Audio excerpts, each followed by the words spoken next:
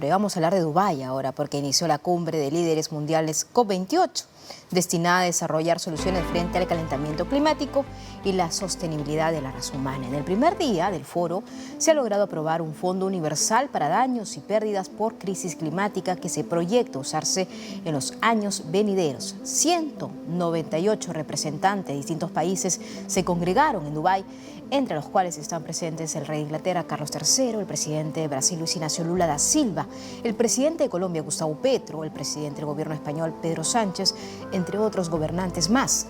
Las ausencias más sonadas son las del presidente de los Estados Unidos, Joe Biden, y la del Papa Francisco, quienes en el pasado han realizado mensajes a favor de la causa climática, pero que en esta oportunidad y por razones excepcionales no pudieron asistir. Cabe añadir que el secretario general de la ONU, Antonio Guterres, denunció la falta de voluntad de los países y el riesgo real de un incremento de la temperatura en 3 grados Celsius, lo que impactaría en la industria agrícola a nivel mundial. Escuchemos sus declaraciones. The state of the global climate in 2023 is stark and clear. Things are moving so fast that the full months before the end of the year we can already declare that 2023 is the hottest year recorded in human history. Sea levels have reached record highs and the rise is accelerating. Sea surface temperatures have reached a record high, and sea ice levels in Antarctica have hit a record low. Swiss glaciers have lost 10% of their volume in the past 2 years, and I've just come back from Nepal, where I was shocked at the speed of receding glaciers and the dramatic consequences. We are living through climate collapse in real time, and the impact is devastating. This year has seen communities around the world pounded by fires, floods, and searing temperatures. Record global heating should send shivers down the spines of world leaders, and it should trigger them to act. Para hablar de ese tema me voy a comunicar en estos momentos con Asha Kubelier, cofundadora de Sostenibilidad Sin Fronteras, ONG presente en las COPs desde el 2015, cuando se hizo la firma del Acuerdo de París. ¿Cómo estás? ¿Cómo te va, Asha? Hola, muchas gracias por la invitación. Es un placer poder hablar de estos temas. Igualmente, un placer, sobre todo de una conocedora que bien sabemos también de los apuntes que nos puedas dar, de lo que ha significado esta jornada, bien sabemos de esos fondos que ya se van a destinar. ¿Qué te parece esto? ¿Es un mensaje de aliento? ¿Podrían sumarse aún más incentivos al respecto? Lamentablemente, desde la sociedad civil, desde la ONG, tenemos una postura muy crítica de lo que está pasando con el Fondo de Pérdidas y Daños. Para darte un poco de contexto, cuando hablamos de la lucha contra el cambio climático, ha estado de gobiernos, ha estado de países, ha estado de acuerdos internacionales, como lo que está pasando ahora en la COP, hay 3 ejes: mitigación, adaptación y pérdidas y daños. El año pasado, al término de la COP27, que se hizo en Sharm el Sheikh, Egipto, se determinó por primera vez, y fue un hecho histórico, tener un fondo para los daños y las pérdidas. Es decir, para que países, cuando hay un tornado y pierden puentes, cuando hay pérdida de vidas y hay que hacer ayuda humanitaria, cuando sube el nivel del mar, cuando hay daños y pérdidas asociadas al cambio climático, los pequeños países y los más vulnerables tengan algún tipo de respuesta. Así es. Entonces, desde la sociedad civil se celebró mucho que haya un fondo para pérdidas y daños. El problema es que en el actual contexto en el que se están haciendo los compromisos, lo voy a decir corto y sencillo, es poca plata para pocas personas y de manera totalmente insuficiente a las responsabilidades históricas. O sea, si por un lado vemos el daño que se está generando y por otro lado vemos la ayuda de la cual se dispone para hacerle frente, está muy lejos. Nasha, ¿tienes las cifras ahí a la mano de lo que ha significado en ese primer intento y cómo se ha materializado ese dinero también? Actualmente tenemos que entender que hay 2 procesos. Hay un proceso formal y un proceso informal. El formal es como el oficial, que los países después, con cartas, pasado por el Congreso, realmente van y entran en un proceso más consistente dentro de las Naciones Unidas. Lo que vemos hoy y lo que vamos a ver mañana son declaraciones de presidentes. Las declaraciones de presidentes, de líderes, muchas veces son declaraciones. Claro. A veces se cumplen, a veces no. Son lo que se llama pledge. Estamos hablando de, por ejemplo, Inglaterra se comprometió a $75 millones. Cuando, si nos vamos un poco a los números, estamos hablando de que para adaptación, mitigación y pérdidas y daños se necesitaría del orden de los trillones de dólares para hacerle frente a la crisis climática. Entonces estamos hablando de muchos órdenes de ceros de magnitud por debajo de las necesidades reales.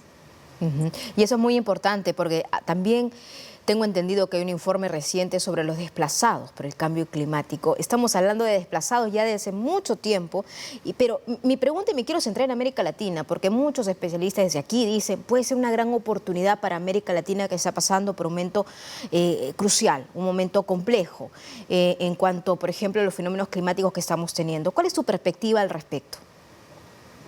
Totalmente. El cambio climático es muy desafiante para la región porque presenta problemas de cara a las pérdidas de las cosechas de las regiones agrícolas, la subida del nivel del mar que puede afectar a las ciudades costeras, temas de olas de calor, de sequías que lo sufren los que no tienen aire acondicionado y no tienen agua corriente, o sea, los que viven con 4 chapas, que en Latinoamérica tenemos muchos barrios marginales.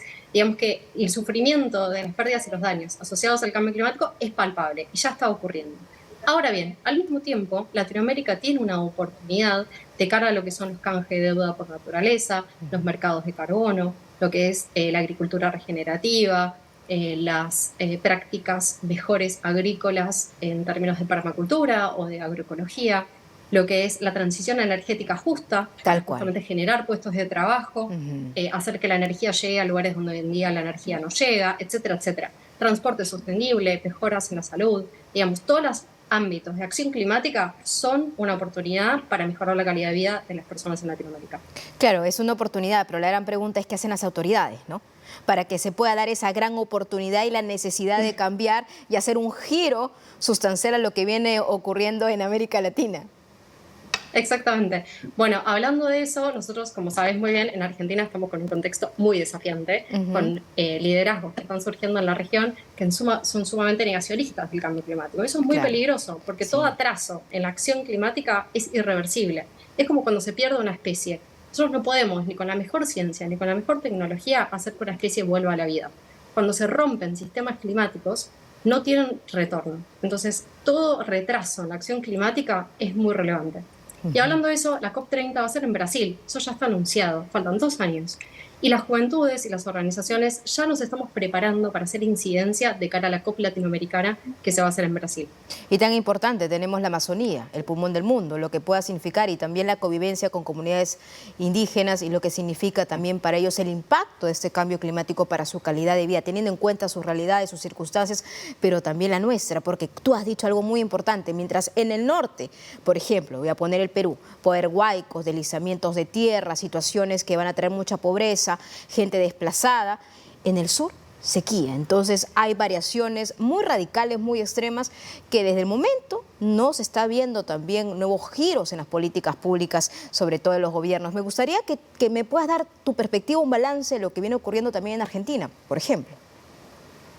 Totalmente. Creo que me gustaría contar una iniciativa que es la de la RECOI, que es la Conferencia Regional de Jóvenes de Latinoamérica y Caribe, porque presentamos un documento que se llama De la propuesta a la implementación y que mapea 4 buenas prácticas en Latinoamérica de distintos países para que el copiar-pegar no sea de mirar lo que está haciendo Alemania, que tiene otros recursos, tiene otra estructura, tiene otra cultura. Estamos hablando de hacer un copiar-pegar entre Colombia y Argentina, entre México y Costa Rica. Estamos hablando de buenas prácticas latinoamericanas en materias de adaptación, de finanzas climáticas, de biodiversidad y de transición energética. Entonces, esas son áreas de oportunidad para la región y para tener políticas públicas concretas.